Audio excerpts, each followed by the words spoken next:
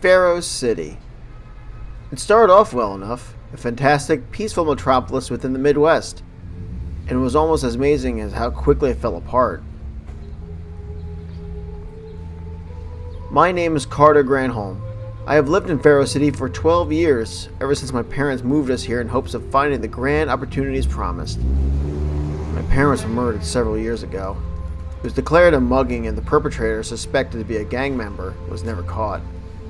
I can't take it personally, of course, since not a day goes by in Pharaoh's City where someone isn't murdered, or kidnapped, or raped. It's the police I mostly feel sorry for. Most of the citizens have lost hope in them to solve their problems. I sometimes wonder if the cops have lost faith in themselves too, considering the circumstances. The city feels like it's cast its perpetual twilight, always light flowing in around me, but always a darkness tainting it somehow. I don't think I've really seen the sun in years. My parents had actually had their hearts set that I'd become an actor. However, circumstance didn't allow me to pursue it. Instead, I opened up my own business. It's not the most glamorous profession in the world, but it's honest. Sadly though, honesty doesn't pay the bills. It also doesn't pay the checks for my employees, or maintain the cost of the business itself. Sales have been in decline for the past few years. In fact, this year has been so bad for sales that I've had to take drastic action to keep the business open for my employees. Hope business is doing well, Granholm. Hope business treats you well, Granholm. After all, you've got to pay me back by Friday. Serpent. He's a loan shark, a thief, a murderer, a rapist, and the man I owe money to. But first and foremost, he's a member of the organized gang in Pharaoh City, the Slavers. You'll have your damn money by then, Serpent. The Slavers are exactly what their name implies. They kidnap someone in the middle of the night, usually women or young children, and sell them to the highest bidder. Usually it's sexual slavery, but there are plenty of people who use them just as cheap labor. Their organization is almost uncanny in its strength. The few who manage to escape the slavery itself generally end up dead, tracked down by the slaver gangs, and used as examples to anyone who would try to oppose them. They don't sell their slaves cheap, usually, so even if someone were to talk to the police, the benefactors of the slaves either hire someone to kill them, or use expensive, skillful lawyers to protect the slavers in court. Police rarely even try to hunt them down anymore, since family members of the officers then get kidnapped and used by the lieutenants and leaders of the gang. If they have no family, the officers themselves are either taken or killed.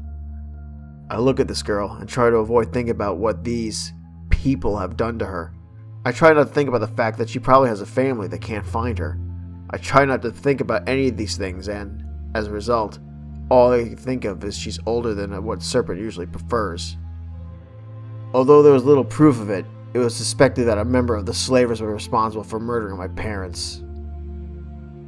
Good to hear. After all, you certainly want any of your employees to become acquainted with my organization, would you? You don't have to remind me, Serpent. I said you'll get your money, and you will. Well then, I'll leave you to it, Granholm. Still, if you should decide not to pay, that one woman who works here on Wednesdays would be an excellent addition to my harem. When I was 7 years old, a family picture of me was taken. My parents got mad because part of the picture had an unusual white glow around it. We didn't take a lot of pictures of my family, but any featured me always had a strange glow around me. A few years later, I learned that I could look at light and change its direction, focus it, even into beams that could burn anything it touched. After some practice, I learned how to change how powerful the beams were. I even learned how to create the light on my own without any external light source. The thing that really creeped me out was when I figured out how to make the light solid. I couldn't create anything alive, of course, but the ability to create a glowing object out of thin air was weird to a little kid. The constructs didn't last long before they fell apart, usually depending on the size of the object. I kept it from my parents, of course, since I was afraid they'd think I was a freak. Except if they had known, maybe I would have been there with them when they needed me.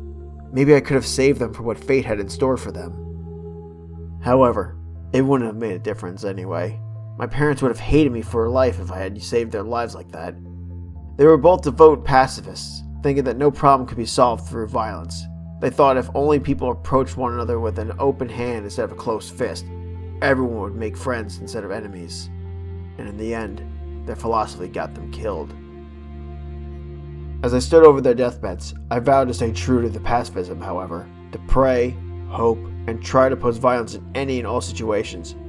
It's why I've never hit the slavers for their threats against the people I care about, why I've had to ignore all the horrible things they do and display to the world. It doesn't mean I don't still get angry, though. My powers seem to spark whenever I get mad. I need to be careful, though, to ensure that I don't let anyone see them, particularly the slavers. If they saw what I could do, they'd kidnap one of my employees, try to force me to do things for them. But the worst part of it is that if they ever did try to do something like that, they wouldn't be able to force me to do anything for them, because instead, I don't want to think about what I do to them. Help! Someone help me! Shut your fucking mouth! Please, I need help! I ran as quickly as I could after I saw it. I was almost hyperventilating as I tried to push out the screams for help from my mind. No matter how far I ran, they were always there, scratching at the back of my thoughts and overwhelming my reason and sanity. Damn it. Why do I have these abilities? I never wanted them, and I sure as hell can't do anything useful with them. I ran as quickly as I could back to my apartment and gasped for breath during the entire run. My body ached. It wasn't used to sudden jolts like this, but I knew I had to get out of the streets, get away from the screams. But as I ran from the woman and her screams, a new voice entered my mind. The voice of my mother telling me how one should never fight evil with violence, since it only fueled the evil and made it stronger. As I ran, it seemed as though the rest of the city had been empty as to allow me to get back to home as quickly as I could. I can't remember seeing a single car or person as they fled from my own conscience. I don't even remember going into my apartment. My mind was completely out of focus, and I couldn't take it anymore. I try to throw up, to release the stress I'm feeling, but nothing's happening. Nothing feels straight anymore. Nothing's clear and everything's tilted slightly. The world isn't right. The face in the mirror has no comfort to offer me. All I see is the man who could have done something, but did nothing. Is this the face of a coward? The true face I try to hide behind a face of detached angst? No, it's not cowardice. I understand now. May God help me, looking at this face and thinking of everything that has happened to me, happened to my city. I can see it, all so clearly now. Mom, Dad, I'm sorry, but you were wrong. You were completely and utterly wrong. One cannot stop evil with pacifism. Evil doesn't feed on violence, it feeds on indifference. Evil feeds on pacifism. It feeds on people not doing anything to stop it. And when people do nothing, evil is allowed to continue its business. A person must not bow to evil, nor can he allow himself to not fight back. I have in my hands the power to change Pharaoh City, and I will change it. I don't know where I got these abilities. Maybe my parents used to live by a chemical plant. Maybe aliens altered my DNA as a precursor to invasion. Or maybe God decided that human beings needed a new weapon in the fight against evil, and decided I would be that weapon. Regardless of the reason, I have these abilities, and I will use them. My beautiful city is in the hands of the monsters, and I will not let them keep it. I know what I have to do, what I will do. My name is Carter Granholm. I live in Pharaoh City.